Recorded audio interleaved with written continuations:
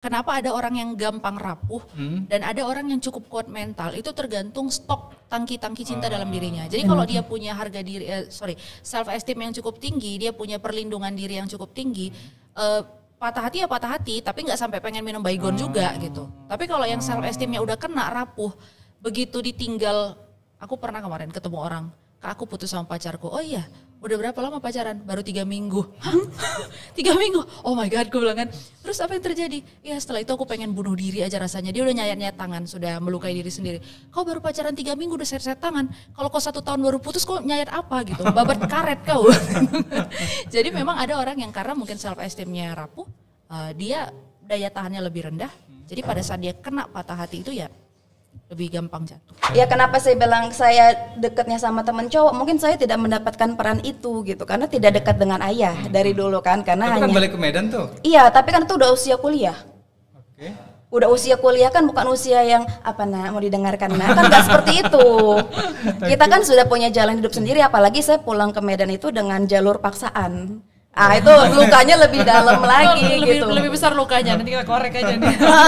Lebih karena saya justru yang maksa pulang ke Medan itu orang tua gitu. Di situ itu titik trauma terbesar saya. Jadi saya tuh merasa saya nggak nyaman di rumah, jadi saya nyari teman-teman. Yang bahaya kan kemudian kalau misalnya dia bilang, oh enggak aku nggak apa-apa gitu. Aku baik-baik aja, nggak ada masalah dalam hidupku gitu. Aku tuh selalu ingat sama satu istilah. Kalau hidupmu tidak ada masalah, berarti bermasalah. Karena memang hidup ini akan dihadapkan pada masalah gitu kan. Berganti ya. Akan terus berganti dan itu memang ujian hidup gitu. Jadi kenapa ada orang yang lama pulih di luar proses? Ya karena awarenessnya biasanya tumbuhnya cukup lama.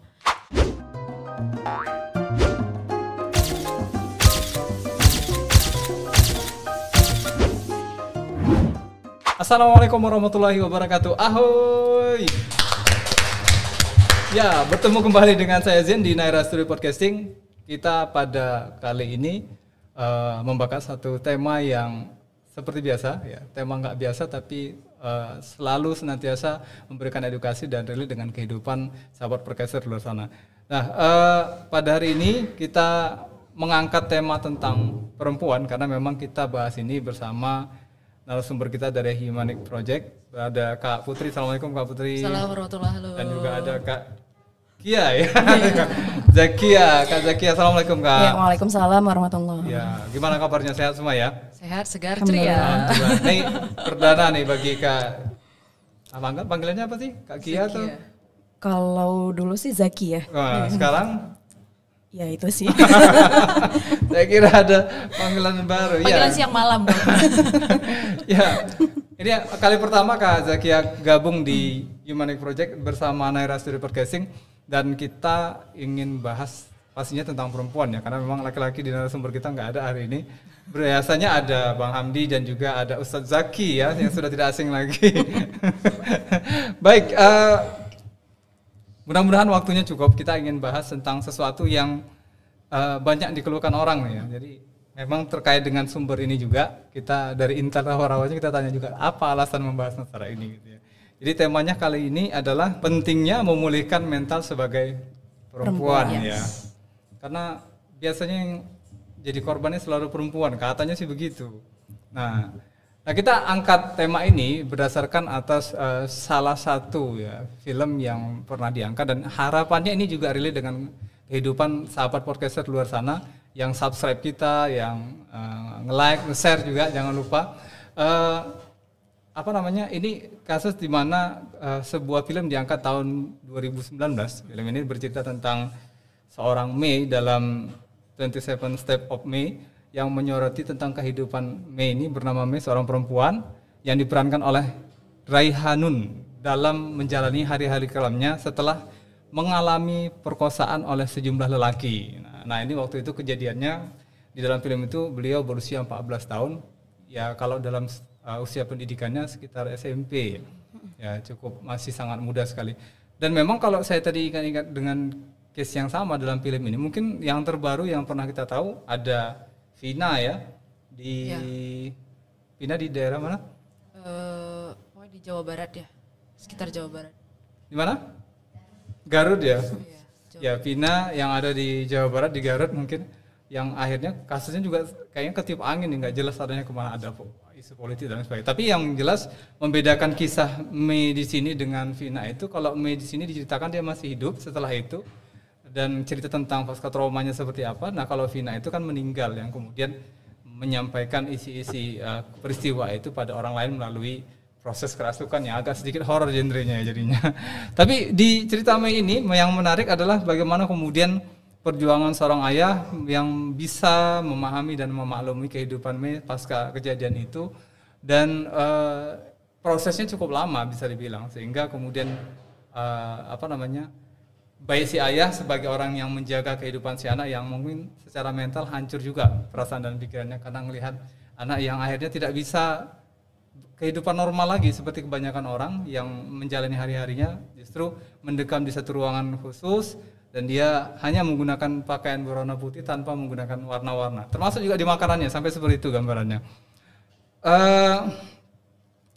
Akhirnya kemudian beberapa tahun selang itu Mei kemudian jadi seorang wanita perempuan dewasa yang tumbuh tapi dengan luka trauma yang terjadi ya. Ia memilih untuk memutuskan ikatannya dengan dunia luar, hidup dalam kesenyapan. Seperti yang saya katakan tadi, berkali-kali kemudian kejadian-kejadian itu selalu datang dan itu mengganggu ya kehidupan dia. Nah, mungkin kita bisa mengutip kejadian ini sebagai sampel saja bahwa di luar sana banyak perempuan atau mungkin nanti bisa berkisah dari dua orang narasumber kita ini tentang bagaimana kondisi ada bukan pasien ya, apa istilahnya itu? Kalau kami klien klien dari Human Project itu yang mengalami hal yang mirip-mirip yang memang butuh pengobatan, dan memang trennya sekarang ini juga perkara masalah luka batin ya, perkara-perkara soal masa lalu yang akhirnya terbawa dalam kehidupan di masa sekarang dengan kondisi kehidupan yang saat ini perubahan itu cukup cepat sekali ya. Nah, kita mau tanya dulu nih sama narasumber kita. Mungkin pernah tahu ya cerita film ini atau kita sempat lihat nonton sebentar sinopsisnya seperti apa? Iya nonton. Kalau nonton full belum, tapi tahu jalan ceritanya dan direkomendasikan sebagai salah satu film yang bagus gitu ya dalam penceritaan. Iya pernah dan tahu film ini gitu. Kalau nggak salah dapat penghargaan di salah satu film internasional deh. Betul sekali. Kalau Kak Zakia sendiri? Kalau ini belum pernah lihat. Belum pernah ya. Tapi belum pernah mengalami juga ya. Iya belum. Beda case ya. Beda case mungkin. Beda case. Belum. Nah, yang ingin kita tanyakan di sini dalam kondisi yang seperti itu kira-kira bahaya nggak kira-kira jika perempuan terus-menerus menekan emosinya dan tidak memberikan ruangan pulih untuk dirinya sendiri? Ini ke siapa dulu nih? Itu kan rentang waktunya cukup lama ya sampai akhirnya dia mengambil sikap untuk keluar. Iya benar. Kan semua butuh waktu ya, pulih juga butuh waktu. Nah tapi biasanya kenapa orang lama pulih itu karena dia belum aware. Sebenarnya yang pertama kali itu butuh aware dulu, butuh sadar bahwa oh iya ada something di dalam diriku dan aku butuh pulih gitu. Yang bahaya kan kemudian kalau misalnya dia bilang oh enggak aku nggak apa-apa gitu, aku baik-baik aja, nggak ada masalah dalam hidupku gitu. Aku tuh selalu ingat sama satu istilah, kalau hidupmu tidak ada masalah berarti bermasalah.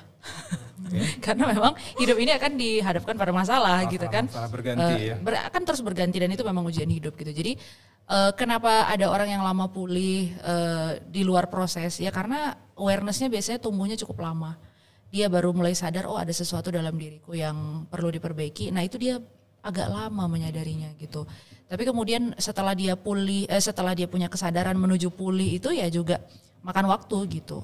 Tergantung bagaimana dia beradaptasi dengan rasa sakit sampai nanti ujungnya adalah acceptance, penerimaan itu. Gitu. Qadarullah juga ini yang membuat orang akhirnya yang harusnya cepat mengambil keputusan dalam hidupnya jadi termakan waktu oleh fase-fase itu ya. Iya itu ganggu sekali kan. Kalau trauma-trauma itu nggak dipulihkan nanti perilaku-perilaku keputusan-keputusan kita itu kan dipengaruhi sama trauma. Iya. Karena kan otak kita itu, nah ini mungkin sedikit relate ke medis ya. Jadi otak manusia itu ketika dia mengalami trauma, dia akan terjadi 3 hal nih. Jadi dia punya trauma. Kemudian otaknya bekerja ketika ada informasi masuk. Karena trauma ini menghalangi, terjadi 3 hal. Kemungkinannya 1 dari 3-nya. Pertama namanya adalah delesi ya. Delesi itu penghapusan. Jadi misalnya masuk suatu informasi kemudian ternyata mirip dengan traumanya atau mengandung informasi yang men-trigger traumanya, otak akan menghapus langsung.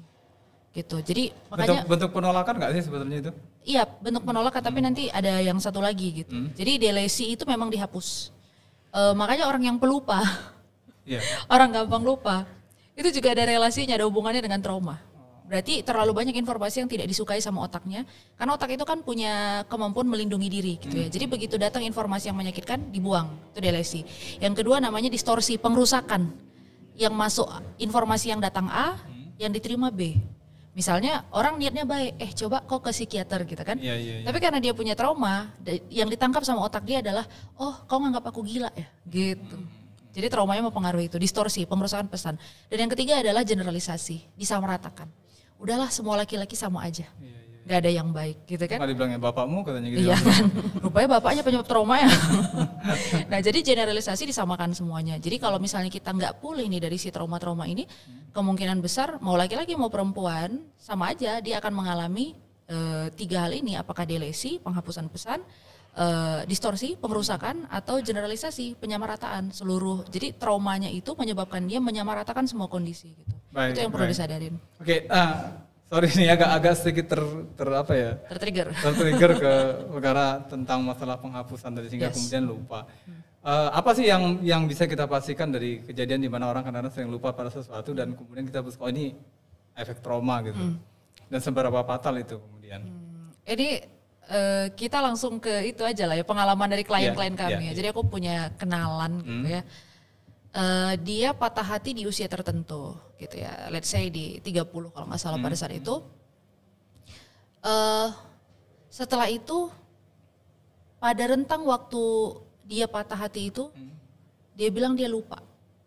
Jadi kayak ada bagian hidupnya yang dia nggak ingat. Terputus gitu ya? Terputus. Kalau kita tanya ulang pun di tahun segini sampai tahun segini kamu ngapain aja, dia nggak bisa ngingat sama sekali. Fatal sekali ya? Iya fatal banget karena itu berhubungan sama kejadian dia patah hati. Jadi ada namanya broken heart syndrome ya, atau kalau sekarang bilangnya after breakup gitu.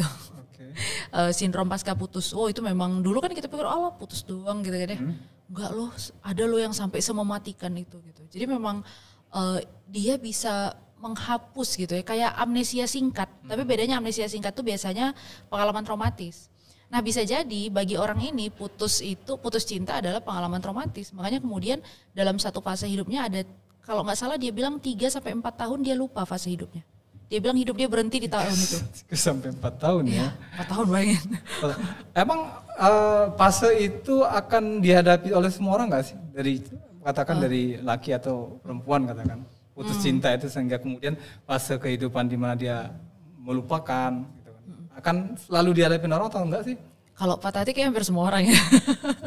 Tapi kayaknya nggak semua orang sih. Ada, karena patah hati itu bukan cuma percintaan. Kadang ketika kita gagal. Patah hati dengan orang tua bisa? Iya bisa, patah hati dengan orang tua. Kita berharap sesuatu gitu, kita berharap orang tua kita melakukan apa, nggak dilakukan. Atau misalnya kita berharap bisa lulus satu kerjaan, terus nggak dikasih gitu. Kalau terkait dengan percintaan lah, mungkin ini kan orientasi juga supaya kemudian jangan ngerasa cuma dia yang ngalamin begitu gitu loh. Maksud aku kalau dari 10 katakan 10 perempuan atau 10 laki-laki. Nah, kira-kira case yang seperti ini jumlahnya berapa? Sebenarnya kan belum dicek di ITB dan IPB ya. Belum dites sebenarnya. Tapi kalau misalnya karena kalau air itu kan di ITB IPB. Tapi kalau misalnya di angka kita nggak tahu pasti. Cuman ada yang bisa kita ambil sih Bang. Jadi normalnya gitu ya. Normalnya itu kenapa ada orang yang gampang rapuh dan ada orang yang cukup kuat mental, itu tergantung stok tangki-tangki cinta dalam dirinya. Jadi kalau dia punya harga diri self esteem yang cukup tinggi, dia punya perlindungan diri yang cukup tinggi, patah hati ya patah hati, tapi nggak sampai pengen minum baygon juga gitu. Tapi kalau yang self esteemnya udah kena rapuh, begitu ditinggal, aku pernah kemarin ketemu orang, Kak aku putus sama pacarku. Oh iya, udah berapa lama pacaran? Baru 3 minggu. Hah? 3 minggu? Oh my God, gue bilang kan. Terus apa yang terjadi? Ya setelah itu aku pengen bunuh diri aja rasanya. Dia udah nyayat-nyayat tangan, sudah melukai diri sendiri. Kau baru pacaran 3 minggu udah sayat-sayat tangan. Kalau kau 1 tahun baru putus, kau nyayat apa gitu? Babat karet kau. Jadi memang ada orang yang karena mungkin self esteemnya rapuh, dia daya tahannya lebih rendah.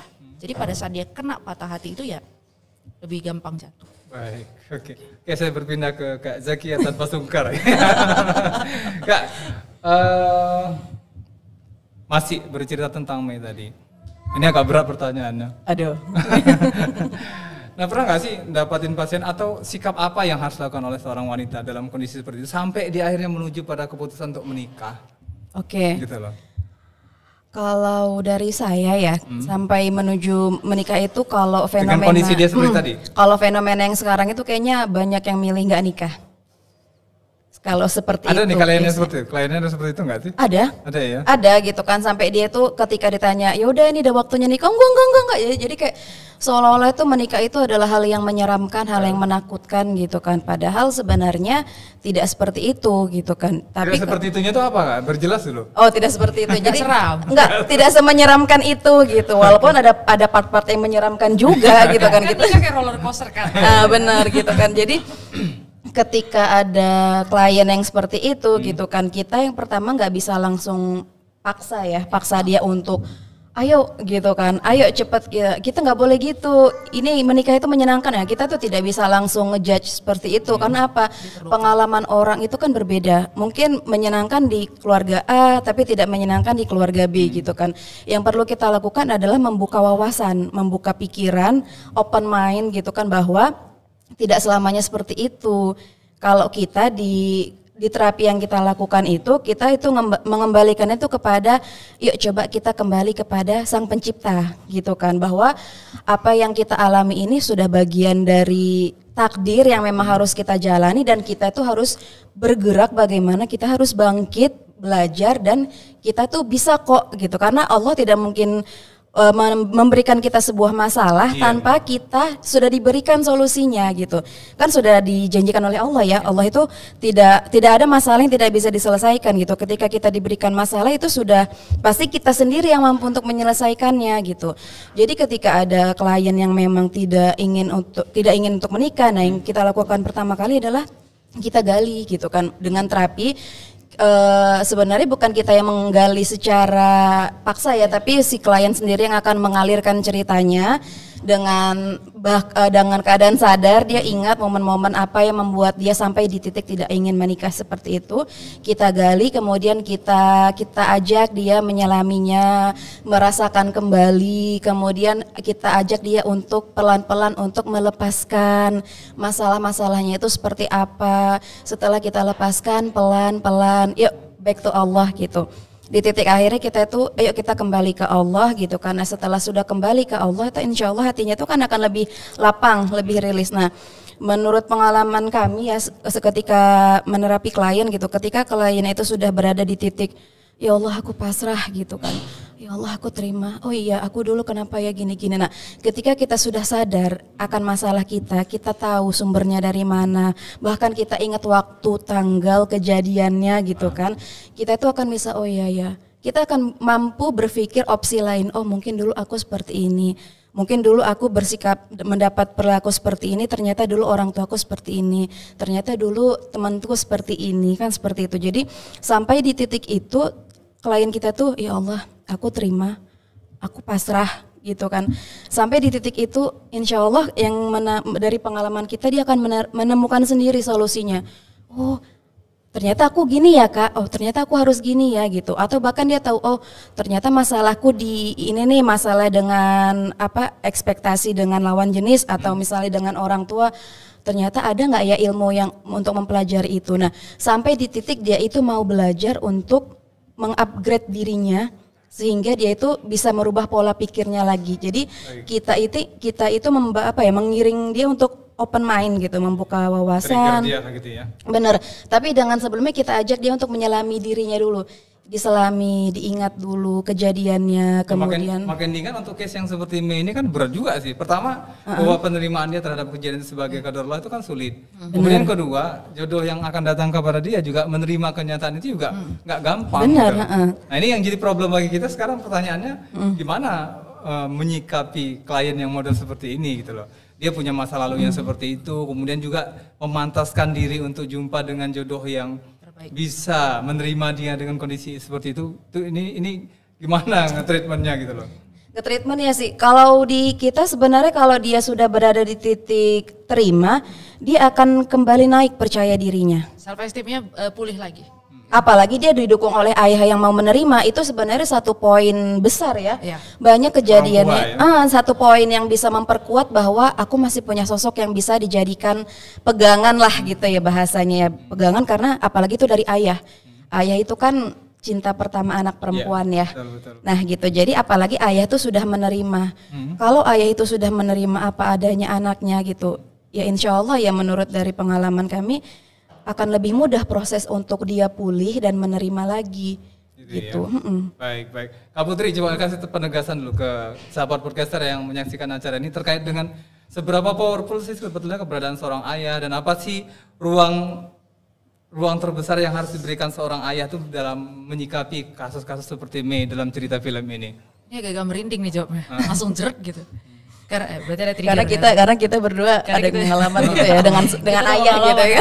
Kita no blaming ya, artinya kan memang gak ada orang tua yang sempurna, kita meyakini itu gitu. Tapi juga orang tua yang diberikan kepada kita juga nggak buruk-buruk amat gitu loh. Artinya ya beliau punya kekurangan, tapi juga kan kita hari ini adalah hasil dari didikannya gitu. Nah, terkait dengan ayah terhadap anak perempuan, jadi gini, di dalam keluarga itu kan ada fungsi khusus ya. Coba ke kamera deh. Oke. Gak bayangin kalau itu lagi ngobrol sama ayahnya. Pak, calon bapak anak-anak cie. Bukan. Itu beda lah ya. Ya udah buat para ayah gitu ya. Tugasnya ayah itu sebenarnya menghadirkan keamanan. Nah, kalau ibu menghadirkan rasa tenang. Oke. Nah, nanti kita bahas lebih dalam soal peran ibu. Tapi ayah itu adalah penyedia keamanan. Maka kalau seorang ayah tidak mampu memberikan rasa aman kepada anak perempuan akan cari ini di luar. Ketika bapak tidak bisa menghadirkan telinga untuk mendengar, anak akan mencari telinga di luar. Maka kenapa ada orang pacaran, ini dulu guruku yang ngomong, dosen, dia bilang gini, orang yang berpacaran itu adalah tanda bahwa di dalam jiwanya ada bagian yang gak lengkap. Makanya dia butuh dapat itu dari orang lain untuk dilengkapi. Coba penegasan deh ke para ayah tuh, biar tahu bahwa kita kan gampang bacanya akhirnya kan, bahwa setiap anak perempuan yang cari pasangan di luar, berarti bersalah dengan bapaknya. Iya. Gitu kan? Benar. Gitu. Coba kasih penegasan deh ke kamu. Walaupun kita nggak mau generalisasi ya, ada ayah yang benar ada gitu. Maksudnya ada juga anak yang mampu bertahan dengan nilai-nilai agama, karena dia ya mungkin dia kecewa sama bapaknya, tapi dia punya pegangan nilai agama. Nah ini cukup baik kan, karena pegangannya Tuhan pada akhirnya. Tapi ada dua kasus nih, aku satu mantan muridku, baru banget kejadiannya. Dia punya bapak selingkuh, dan dari kecil ditinggal, mereka ini ditinggal. Dia anak pesantren, begitu tamat dari pesantren apa yang dia lakukan? Dia buka jilbab. Kenapa dia buka jilbab? Dia kecewa sama bapaknya. Dia bilang, ayahku tidak pernah menyuruhku menutup aurat. Terus aku tanya kan, coba jujur dari dalam hati, ada nggak kepikiran bahwa biar aja aku buka jilbab, toh kalau seorang anak perempuan nggak nutup aurat kan bapaknya yang masuk neraka. Dia nggak mau ngaku, tapi pada akhirnya dia bilang, ya mungkin itu ada, kata dia. Awalnya dia nggak mau ngaku, ya mungkin itu ada. Jadi ada anak-anak yang dendam sama bapaknya.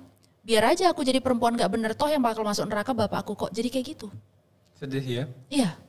Terdengar suara lagu-lagu Mangu di telinga saya. Ya Allah. Yang bagian lain kayaknya Bang Zen ke-trigger gitu kan sih. Lanjut. Iya. Jadi karena Bang Zen juga punya anak perempuan kan gitu. Nah, jadi bapak perlu menghadirkan rasa aman. Rasa aman dalam hal apa? Bapak-bapak banyak biasanya ingin, udahlah yang penting aku cari makan, cari nafkah, kasih duit selesai. Oh nggak cukup Pak. Di Quran itu dikatakan kewajiban seorang bapak itu memberikan nafkah berupa makanan dan pakaian. Tapi ini bukan berarti makanan dalam bentuk makan, bukan juga pakaian dalam bentuk baju. Ini ada makna lain dari tafsirnya, yaitu kebutuhan lahir batin. Jadi fisiknya terpenuhi, mentalitinya juga. Makanya banyak bapak-bapak yang emotionally unavailable. Anak mau cerita, apa kata bapak yang, alah udahlah capek kali bapak pulang kerja kok, serlah. Nanti anak pacaran, bapak bingung, kok dia bisa pacaran? Kok aku nggak tahu dia punya pacar? Kenapa dia nggak tahu? Kenapa bapak nggak tahu dia punya pacar? Pada saat dia mulai cerita dia suka sama cowok, bapak larang dia cerita. Tahu Pak? Tuh. Padahal kalaupun dia mulai jatuh cinta, didengar saja dulu. Dipahami apa yang membuat kamu tertarik sama laki-laki itu. Kenapa suka? baru kasih tahu batasnya. Kita boleh suka, tapi tidak boleh sampai kepada melakukan A, B, C, D. Jadi bapak tuh hadir. Kenapa? Di Quran itu ada 16 lokasi ayat yang menceritakan dialog antara orang tua dengan anak. 13-nya itu dialog bapak dengan anak. Berarti yang harus sering berdialog dengan anak adalah bapak. Bukan emak. Ini kita kebalik. Emaknya kayak singa, bapaknya kayak batu. Heran saya. Gitu ya, bapak dia apa yang penting kasih duit, nggak cukup pak, nanti dia unavailable, jadi dia nanti cari bapaknya di orang lain. Makanya begitu dapat sosok-sosok yang memenuhi kekurangan bapaknya, misalnya bapaknya jarang dengerin dia cerita, terus dia ketemu laki-laki yang suka dengerin dia cerita, oh abis pak, abis diterkam itu, akan dia serahkan dirinya karena dia bilang oh inilah kekosongan yang selama ini ku cari dan tidak ku temukan. Nah jadi bapak, seorang ayah, kalau dia tidak menghadirkan rasa aman kepada anak perempuannya, hati-hati, anak perempuan akan cari rasa aman di luar sana. Baik. Ada tambahan dari Kak Zaskia mungkin? Ya, kalau dari saya ya dari bapak itu tadi, Bapak mana nih? Bapak itu marah-marahin tadi ya?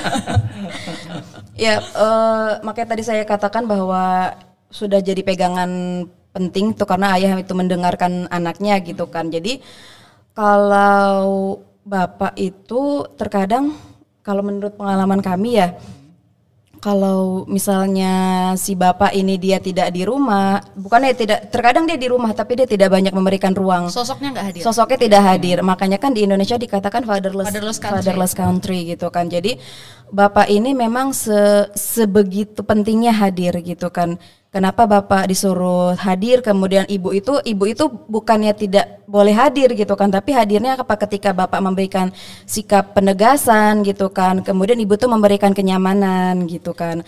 Kemudian tadi kembali kepada yang dikatakan oleh Kak Putri bahwa ada rasa nyaman ya Kak ya di bapak itu, bahwa kembali ke fitrahnya gitu kan. Jadi ketika si bapak ini tadi apa namanya tadi Kak? Yang mana nih? Yang memberikan kenyamanan gitu kan. Memberi rasa aman, protektor dan provider. Ketika protektor itu kan kemudian dia kembali kepada si ibu gitu kan. Ya anak itu akan kembali ke fitrahnya.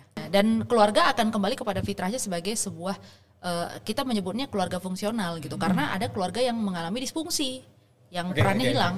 Trennya sekarang seperti itu, keluarga disfungsi. Dysfunction family. Bisa garansi nggak sih 100% bahwa anak yang mencari perhatian di luar berarti ada permasalahan dengan ayahnya? Gak cuma dari ayah sih, dari ibu kan juga. Sebenarnya nggak cuma dari ayah ya, dari ibu, dari kakak, dari keluarga, adik, intinya tuh dari keluarga gitu kan. Tapi terkadang banyak orang tua itu yang taunya tuh hanya menuntut gitu kan. Ketika kenapa ada di dalam itu kan ada ayat dari Allah walidain ya. Orang tua sekarang itu taunya hanya menuntut, kau tuh dulu udah ku urus, udah ku ini, udah ku itu gitu kan. Tapi kenapa si anak itu tidak bisa menerima ayat itu secara seutuhnya gitu kan? Karena dia merasa tidak, apa yang diucapkan oleh orang tuanya itu tidak sampai ke hatinya gitu. Kenapa gitu? Karena pola komunikasi lagi ya. Pola komunikasi dan bahkan mungkin bisa jatuhnya kepada contoh keseharian antar orang tua gitu kan. Orang tua maunya hanya diberikan anak tuh harus berbakti kepada orang tua, anak tuh harus nurut sama orang tua. Tapi ada nggak orang tua itu bisa mendengar anak? Ada nggak orang tua itu bisa merasakan apa yang anak rasakan gitu? Atau bahkan orang tua itu ada nggak sih mendukung anaknya gitu kan? Oke, nanti kita akan pertanyakan tuh di bagian akhir-akhir. Nanti akan kita jadikan satu bagian dari diskusi kita pada hari ini. Nah Kak Putri, kita pengen tanya lagi. Nah kalau tadi kisahnya si Mei yang dengan kasus pelecehan seksual sampai kemudian trauma yang cukup berkepanjangan ya. Nah kalau kita bahas dengan kondisi kekinian, kira-kira apa saja luka atau trauma masa lalu yang paling sering terbawa hingga ke kehidupan pernikahan? Wow. Luka pengasuhan, nggak ada yang lain. Luka pengasuhan kalau sebelum menikah ya, karena setelah menikah namanya luka pendampingan. Okay. Nah, luka pendampingan itu dari mana? Dari pasangan. Dan apakah ketika kita baik-baik saja pasangan kita sudah pasti tidak terluka? Enggak juga, karena kan setiap orang punya ekspektasi. Dia berharap suaminya begini, si suami berharap istrinya begini gitu kan. Ketika nggak tercapai ekspektasinya ya terluka. Maka kalau sebelum menikah ya namanya luka pengasuhan. Nah, luka pengasuhan itu kemudian nanti dia akan berpengaruh kepada bagaimana si anak ini melihat konsep diri, self concept namanya. Jadi bagaimana dia menilai dirinya gitu ya. Ketika misalnya dia nggak dapat kasih sayang di rumah, kemudian tuntutan tinggi, anak ini akan terbentuk punya keyakinan bahwa oh aku anak perempuan nggak boleh cengeng, harus kuat. Itu yang sekarang banyak wanita maskulin. Okay. Ya dia perempuan secara fisik, tetapi energinya laki-laki. Dia ingin melindungi laki-laki, kebalik nih. Ya, makanya banyak orang pacaran cowoknya mau kondo katanya. Ya kan? Karena si perempuan teraktivasi energi maskulinnya, sehingga si perempuan yang ngasih uang, melayani, membantu, melindungi gitu. Karena si perempuan dalam energi maskulin. Ketika perempuan dalam energi maskulin, alam ini kan penuh dengan keseimbangan. Ketika perempuan berenergi maskulin, laki-lakinya otomatis feminin, semlehoy bahasa kita, gitu kan? Dia fisiknya laki-laki mungkin, tapi nanti pengennya minta, pengen diemong, nerima gitu. Jadi kebalik. Makanya kalau spirit kami sekarang adalah kembalikan perempuan ke fitrahnya. Fitrahnya apa ya? Feminim. Seorang perempuan, bukan feminis ya, feminim. Perempuan yang kembali kepada fitrah ketenangan sesuai dengan fitrah penciptaannya. Nanti mungkin kita bahas ayatnya sedikit. Perempuan itu punya fitrah penciptaan itu adalah pemberi rasa tenang. Jadi ketika pemberi rasa tenang ini kemudian dijadikan pencari nafkah, ya dia hilang fitrahnya. Maka balikin perempuan itu ke fitrahnya. Ketika perempuan kembali kepada energi femininnya, maka kita akan menciptakan keseimbangan, memperbanyak laki-laki maskulin. Baik, gitu. Baik. Nah tadi kalau singgung tentang ekspektasi yang muncul dari seorang wanita terhadap pasangannya yang kemudian underestimate akhirnya kan. Nah, apakah ini juga bisa memvalidasi bahwa sebenarnya pacaran itu jadi nggak penting? Memang nggak ada gunanya. Kan nggak ada manfaatnya. Nggak ada manfaatnya kan? Ini kalau kita nyasar yang nonton di Gen Z ini apa kira-kira bahasa yang pas gitu kan? Kalau saya sih mungkin bisa memahami itu. Nah persoalannya nih yang nonton nanti Gen Z atau orang tua yang kadang agak tantrum ketika ngelihat anaknya sudah gede, nggak pacaran, dia bingung dan cariin cowok yang pas gitu kan. Khawatir anaknya nggak dapat jodoh. Nah, itu pacaran pening ibu bilang. Nah, sampai pada level itu gitu loh. Syukurnya kami dua nggak pacaran ya. Bukan kami nggak pacaran, kita jelas dong. Maksudnya iya kita ngomongin pacaran ya. Maksudnya mulai agak Sri Mulat gitu.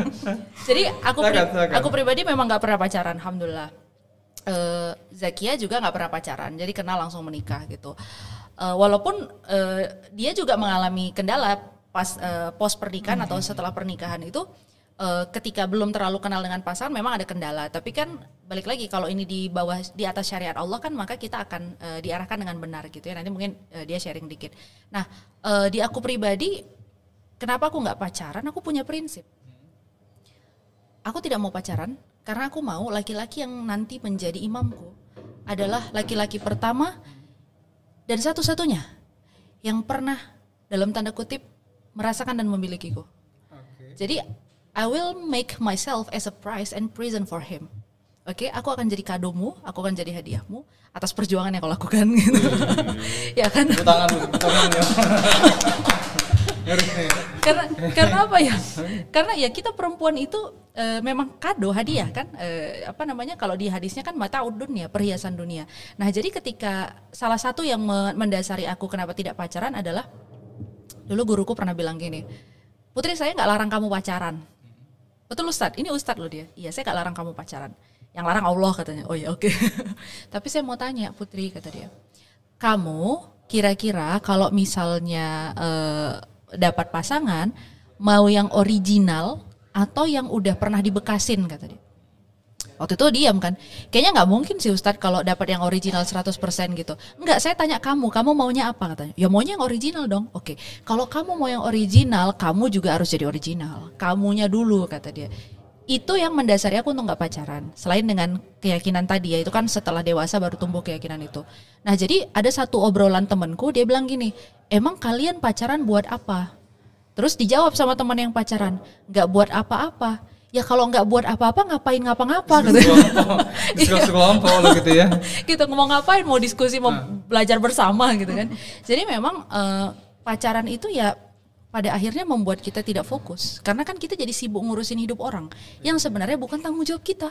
Belum masuk pada fase itu belum juga masuk, ya? Ibarat kata sampai ada temanku ya namanya sebagai perempuan dewasa ya aku sempatlah dekat dengan beberapa orang gitu ya ABC gitu. Ada temanku yang nasihatin gini, dia bilang gini, Put, semua rasa sabarmu itu ngadapin si orang itu, kata dia. Waktu itu masih umur berapa 20-an awal lah. Sama Allah tuh nggak dihitung apa-apa tahu katanya. Kaget aku. Itu kayak pasir, Put. Pasir yang disia-siakan, diterbangkan jadi debu katanya. Maksudmu gimana? Dia bilang, Putri, hubungan yang halal saja itu dihisap. Hubungan yang haram, okay. Jangan ke saya ya. Serem tuh jadi. Tapi dia kata, hubungan yang halal saja itu dihisap. Hubungan yang haram itu diazab. Aku diam di situ. Oke, I'm fine. I'm enough with this. Oke, aku pindah ke Zakia. Yeah. Ya. Nah, bisa kasih cerita dong sama kita kenapa kemarin nggak pacaran dan akhirnya kan ada fase-fase juga. Apakah ini ya? Ini aku sambung pertanyaannya. Apakah ini ada hubungannya dengan kesuksesan seorang ayah dalam kehidupan Kak Zakia tadi?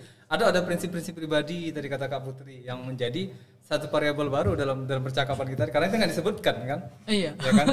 Baru keluar ya. Baru keluar. Gitu. Silakan Kak Zakia cerita dulu. Kalau saya kenapa kemarin nggak pacaran? Mungkin sebelumnya pernah ada beberapa yang memang namanya kan kita siapa yang istilahnya seleksi lah ya gitu ya, seleksi. Ya kan kita ibadah seumur hidup gitu ya. Mantan-mantan lu kayaknya gini-gini semua ya. Ya kita kan seleksi gitu untuk apa? Karena dulu saya juga sebenarnya bukan seseorang yang dekat sama ayah gitu kan. Wah ini menarik lagi nih. Iya saya juga karena dulu saya ketika bahkan masa pertumbuhan remaja saya jauh dari orang tua. Rantau gitu. Iya saya di Jakarta dan orang tua di kisaran sih lebih tepatnya gitu kan. Jadi justru keinginan untuk dekat dengan laki-laki itu ada. Lebih besar ya? Ada, besar gitu. Saya misalnya ngefans dengan kakak kelas ini, ngefans dengan kakak kelas itu. Tapi satu yang menjadi nilai saya saat itu, saya tinggal dengan nenek. Oh di Jakarta? Di Jakarta, saya tinggal dengan nenek dan kakek gitu kan. Mereka usaha gitu. Jadi saya tuh sering bareng dengan mereka dan setiap hari mereka selalu menceramahi ya gitu di telinga saya bahwa kau nggak boleh pacaran, kalau kau nanti mau dapat suami yang bagus, kau harus bagus gitu. Itu bahasa nenek gitu ya. Jadi kenapa? Karena nanti kalau misalnya kau sekarang pacaran, itu nggak pacaran sama nanti nikah itu tuh beda. Dan setiap hari tuh selalu, kau kalau mau dapat suami yang bagus, suami yang soleh, kau perbaiki dulu dirimu. Kalau memang dirimu mau dapat suami yang pinter, suami yang memang dia concernnya ke pendidikan, concernnya itu ke yang nilai-nilai positif gitu. Dirimu harus seperti itu dulu. Belajar kau bagus-bagus. Kau istilahnya belajar tuh nggak cuma belajar matematika, enggak. Bahkan saya diajarin sama nenek saya dulu, kalau kau nanti mau dapat suami yang bagus, kau masak, nanti kau ini belanja, kau ini. Jadi tuh sampai di tahap bahwa oh ternyata menjadi perempuan itu tanggung jawabnya itu lebih besar setelah menikah. Gitu. Jadi sebenarnya kalau sebelum menikah itu nggak ada apa-apanya gitu. Jadi kenapa saya harus menghabiskan diri saya di saat sebelum menikah? Jadi kenapa saya nggak mau pacaran? Karena saya waktu itu aku ingin dapat suami yang baik, ini percakapan anak umur berapa nih dengan neneknya? SMP umur? SMP tuh 13-14 ya. Aku juga ngambil keputusan itu di 14 tahun. Gitu. Ini pelajaran juga nih bagi sama profesor buat anak SMP ya. Karena kami di usia yang sama, aku juga ngambil keputusan tidak pacaran di 14 tahun. Iya di SMP gitu kan. Jadi karena nenek tuh selalu dan kakek gitu ya selalu bilang bahwa menjadi seorang istri itu nggak cuman sekedar kayak bersama kemana-mana gitu kan. Tapi nanti kau itu harus kau nanti sampai nenek tuh menjelaskan teknisnya. Kau kalau urusan masalah dapur, kalau kau nggak masak nggak apa-apa, tapi kau harus tahu jangan kamu di toko-tokoin belanja ini itu. Jadi hal-hal dasar tuh kau harus tahu. Kenapa? Urusan suamimu itu jangan kau kasih sama orang, harus kau simpan sendiri. Harus jadi itu kayak setiap hari itu jadi kayak didoktrin ya. Iya. Ini kalau mie gacuan level berapa ini? Dan itu tuh setiap sambil jaga warung sambil nimbangin gula gitu kan. Kau nanti tuh harus ini, pokoknya nanti urusan suamimu jangan kok ini, kamarmu jangan dikasih masuk orang. Jadi tuh memang sampai sedetail itu saya belum ngerti konsep secara agamanya, secara dalil Al-Qur'annya ya, karena kan masih anak-anak, bahkan dulu saya juga belum berhijab gitu kan. Jadi masih kayak anak-anak tapi terus didoktrin, terus dikasih tahu pemahamannya begini sampai ketika SMA saya belajar bahwa ternyata Allah tuh melarang ya. Jadi ketika sudah awalnya didoktrin ya dengan nenek itu bahwa tidak bisa, bahwa hal yang lebih real itu nanti setelah menikah, karena kau tuh nanti harus seperti ini.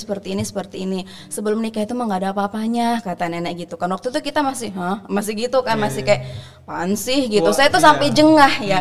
Sejujurnya saya sampai jengah mendengarkan bahwa itu terus. Tapi ketika saya masuk dunia SMA, saya mulai belajar dan saya juga mulai berhijab. Di situ saya mulai tahu, oh ternyata ini sampaikan nenek itu bener ya. Jadi saya merasa ada kecocokan seperti yang dikatakan Kak Putri, bahwa saya orangnya logika gitu kan. Jadi saya nggak akan mudah terima saran apapun kalau nggak masuk ke otak saya gitu kan, masuk ke logika saya gitu kan. Jadi saya melihat nenek seperti itu dan nenek mencontohkan dengan kakek. Bagaimana kehidupan beliau gitu kan kita bertiga doang di rumah, jadi saya ngelihat betul gimana nenek memperlakukan rumahnya seperti aplikasinya nyata gitu kan. Jadi saya bisa belajar langsung aplikasi gitu kan. Jadi ketika SMA baru saya belajar secara dalil Al-Qur'annya bahwa perempuan itu harus menutup aurat, kemudian perempuan itu istilahnya harus menjaga, bahwa perempuan itu adalah perhiasan seperti kan ya, memang harus dijaga kemurniannya gitu kan. Jadi di situ saya langsung ya saya akan mencoba seperti itu gitu. Tapi setelah saya lepas dari SMA itu balik masuk masa kuliah, dan saya tuh mulai kayak agak renggang lagi gitu. Renggang lagi tuh teman-teman saya tuh justru banyak cowok. Jadi circle kita tuh ada 10 orang, 3 cewek, 7 cowok. Nah, walaupun saya kemana-mana bareng tuh sama teman-teman saya tuh waktu di kuliah gitu, tapi alhamdulillahnya saya tetap walaupun kita tetap ramai, tetap jadi tuh bukan istilahnya, mungkin selama ini anak-anak itu menganggap pacaran itu sebagai cari teman gitu. Iya. Gak cuman itu kok caranya gitu, bahwa kita tuh maksudnya bisa gak cuma itu tuh gimana? Maksudnya nggak harus pacaran gitu untuk bisa mendapat teman-teman cowok. Ya kenapa saya bilang saya dekatnya sama teman cowok? Mungkin saya tidak mendapatkan peran itu gitu, karena tidak dekat dengan ayah dari dulu kan, karena tapi kan balik ke Medan tuh. Iya, tapi kan itu udah usia kuliah. Udah usia kuliah kan, bukan usia yang mau didengarkan kan nggak seperti itu. Kita kan sudah punya jalan hidup sendiri, apalagi saya pulang ke Medan itu dengan jalur paksaan. Itu lukanya lebih dalam lagi gitu. Lebih besar lukanya, nanti kita korek aja nih. Lebih karena saya justru yang maksa pulang ke Medan itu orang tua gitu. Di situ itu titik trauma terbesar saya. Jadi saya tuh merasa saya nggak nyaman di rumah, jadi saya nyari teman-teman. Tapi karena saya ingat pesan dari nenek saya berusaha menjaga nilai, bahwa nilai ini sudah saya bangun dari kecil gitu kan. Jadi ketika pun saya ngerasa saya nggak mau pacaran, tapi saya butuh teman gitu. Jadi saya nggak apa-apa saya berteman dengan dengan teman sesama angkatan gitu kan, tapi lebih banyak laki-laki. Tapi satu prinsip yang saya pegang, saya berusaha nggak pernah mau dibonceng sama mereka. Jadi mau kemana pun kita jalan tapi saya berboncengan dengan teman saya, kan ada 3 orang cewek nih. Ini udah kalau nggak kita naik motor sendiri gitu kan, paling kita boncengan sama yang ini. Dan saya pun mencoba seperti itu, alhamdulillah sampai kita tamat pun kita tetap kemana-mana, tetap komunikasi sampai sekarang. Tapi itu yang namanya untuk berboncengan itu kita enggak. Luar biasa ya. Gitu. Ini fakta menarik lagi sebenarnya ketika tadi posisi ayah tidak hadir, justru ada alarm baru kan dari kakek dan nenek. Menariknya seperti itu. Nah, jadi makanya tadi saya bilang bahwa sebenarnya apalagi kalau sebenarnya Allah itu ngasih masalah kita tuh plus minus ya. Kayak saya tidak dekat dengan ayah, tapi saya diberikan sosok dulu kakek nenek dan Pak Le waktu itu gitu kan. Jadi pengganti ayah saat saya tumbuh tumbuh remaja yang rentan gitu kan. Nah, jadi saya mengambil bahwa dengan pasti ada kok gitu. Kalaupun aku kan kalau sekarang anak-anak aku kan nggak deket dengan ayah, jadi nggak salah dong, jangan salahkan aku pacaran, enggak. Pasti Allah kasih peran lain yang digantikan oleh orang, meskipun itu nggak ayah gitu. Baik. Misalnya bisa ke paman, kayak saya Pak Le gitu kan, bisa mungkin ke di keluarga ya bukan orang lain gitu kan. Pasti Allah tuh memberikan peran sosok pengganti yang bisa memenuhi itu. Jadi yakinlah bahwa pacaran itu nggak penting, karena kalau misalnya nggak ada sosok ayah, coba dilihat lagi, ada nggak sih sebenarnya di sekitar kita tuh sebenarnya yang peduli dengan kita. Baik. Soalnya di Quran udah ada bang, kan di surah Ad-Duha. Kenapa aku suka banget surah Ad-Duha itu ya? Itu kan dibilang alam yajidka yatiman fa'awa. Oke. Jadi bukankah Allah bukankah wahai engkau Muhammad didapati dalam keadaan yatim? Yatim itu kan ada dua kondisi, yatim fisik memang secara jasad hilang gitu ya, atau yatim status secara fungsi hilang. Nah, zaman sekarang banyak yang dia secara fisik nggak yatim, tapi secara fungsi dia yatim gitu. Jadi di ayat itu kan dikatakan alam yajid kayatimam fa'awa, bukankah wahai engkau Muhammad didapati dalam keadaan yatim fa'awa. Lalu kemudian Allah kirimkan kasih sayang untuk melengkapi itu. Nabi Muhammad sendiri kan lahir yatim, baru kemudian jadi piatu gitu kan. Tapi posisi bapak langsung digantikan ke bapak susu, yaitu adalah Al-Haris, suaminya dari Halimah Sa'diyah. Ibu beliau wafat diserahkan ke kakek, nah, kakek wafat diserahkan ke paman. Nah jadi Nabi Muhammad itu memang lahir dalam keadaan yatim, secara fisik yatim, secara status yatim. Tapi fungsi berjalan terus, kepengasuhan dari pihak fungsi bapak dan fungsi ibu dua-dua berjalan. Baik. Menarik sekali nih. Artinya kalau cerita tentang kondisi ideal nggak bisa dipenuhi, tapi paling nggak backup-backupnya itu ada ya? Ada, pasti Allah kasih penggantinya. Kan udah dijamin di ayat itu. Baik, oke, kembali ke Kak Zakia ini. Dorongan untuk lebih mengenal atau mencari sosok tadi itu sebetulnya di usia mana sih? SMP, SMA, atau pada saat masa kuliah itu? Yang paling agak gede dorongannya itu bagi seorang cewek di usia-usia itu? SMA sih. SMA ya? Apa kira-kira yang paling mendasari sampai kemudian ngerasanya itu butuh sekali teman tadi, sosok yang dicari yang ketika ayah tidak ada hadir di dalamnya? Kalau saya ya pribadi saya suka sama orang yang ngomongnya itu lembut. Soft spoken. Kata orang Medan. Karena saya orangnya udah ya gitu orang. Jadi ketika jadi ketika saya melihat ada waktu itu kakak kelas ya. Jadi ketika ada kakak kelas tuh ngomongnya ya, oh iya Zaki gitu kayak gitu kan. Saya kebayang dengan yang sekarang masalahnya itu yang problem itu sekarang. Jadi dulu tuh kayak apa ya, kayak oh Zaki, oh iya Zaki, oh iya Kak gitu. Jadi kayak, tapi ketika, nah alhamdulillahnya gitu ketika saya ada dorongan kuat seperti itu, saya kembali lagi. Karena setiap hari tuh diceramahi ya, didoktrin gitu. Jadi ketika, oke, ya Allah gitu. Jadi kalau anak-anak sekarang bilang mungkin cidaha lah ya kan. Cinta dalam hati. Tapi kalau saya lebih kepada mengagumi gitu kan, kakak ini. Dan saya suka yang soft spoken tadi itu sama ini sih, dia itu logic, pinter. Dan itu saya selalu tertarik gitu, dan alhamdulillah ya. Waktu itu circle-nya itu orang-orang yang seperti itu. Jadi kayak oh iya ini kakak ini baik gitu. Kakak itu maksudnya kalau di Jakarta kan cowok ya. Kakak kelas. Nah, kakak ini baik gitu. Kita nggak asumsikan Oke, lanjut. Jadi kakaknya tuh baik ya gitu. Terus ide ini ya, misalnya dia, oh iya dia enak ya diajak ngobrol gitu. Tapi kembali lagi kepada apa ya, nilai yang sudah tertanam bahwa ya mungkin kamu cukup kan, kalau mengagumi kan nggak dilarang. Fitrah rasa cinta itu kan fitrahnya manusia. Tapi sebagai fitrah yang bagaimana kita tuh bisa memanage diri kita agar fitrah itu tidak ternodai tapi juga tidak membunuh gitu. Jadi ya udah, saya ketika SMA itu ya sampai tamat, bahkan kadang waktu sampai sudah selesai SMA saya masih nanya kakak ini keberadaannya di mana gitu kan. Tapi maaf ya. Bapak itu udah tahu. Nonton belakang layar jangan panas. Jadi itu ketika SMA ya. Tapi ya udah, tapi setelah itu karena saya pun punya masalah baru lagi, punya kehidupan baru lagi, ya udah lupa begitu saja gitu. Dan walaupun satu saat bisa jadi muncul lagi ya. Ya kalau muncul udah beda rasa, yang penting. Udah nggak peduli sih. My life is my life kan. Penegasan aja nih sebelum tadi. Iya udah nggak peduli. Kan udah beda orientasi bang. Iya kan, misalnya kayak itu kalau dia soft spoken. Kalau aku dulu waktu aku sekolah itu aku sukanya sama cowok-cowok bad boy. Iya bad boy, maaf ya, nggak pinter lagi. Apa ya? Ya Tuhan. Alhamdulillah itu SMA ya. SMA ya, udah mulai SMA, berpikir logik kan. Ya memang nggak pacaran tapi kan suka-suka biasa lah gitu kan. Aku tuh selalu suka sama laki-laki yang pada saat itu menurutku bad boy. Agak nakal gitu. Agak nakal gitu. Nakalnya gimana ya ukurannya? Karena banyak, sering sekali saya dengarin bahasa-bahasa begini. Iya, nggak tahu ya waktu itu kayak pokoknya kayak partner saya sekarang lah, Hamdi sama Zaki di Humanik gitu, yang laki-laki. Orangnya nakal berarti? Gak nakal, makanya saya gak dulu suka.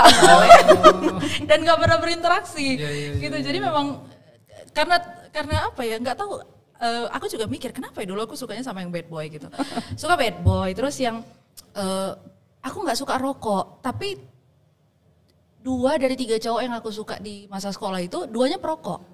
Yalah, karena bad boy itu identik sekali dengan perkara itu. Udah gitu ini ngetrek. Apa tuh namanya? Iya. Balap liar. Depan mataku lagi balap liar. Gila, langsung gini ya. Langsung kayak lempar ya gitu kan. Langsung ilfil di situ karena enggak bener nih gitu kan. Dan belakangan aku baru ngerti kenapa Allah tidak membuat aku jadi dengan salah satu dari orang-orang itu. Karena ya kan kami masih satu sekolah kan. Jadi kehidupan alumni kan masih tahu terupdate gitu ya. Si ini sekarang si ini. Dalam hatiku alhamdulillah selamat. Gitu. Jadi memang orientasi kita pada saat usia tertentu itu beda dengan ketika kita dalam fase tertentu. Kan yang kita cari udah beda. Baik. Oke, kita agak kejar-kejaran nih dengan waktu. Nah, kira-kira kalau dari Kak Putri dan Kak Zakia melihat fenomena tuntutan sosial dari keluarga terhadap perempuan yang justru menambah luka dan tekanan. Kebanyakan lah, kalau kita bilang kebanyakan dari keluarga, apa responnya?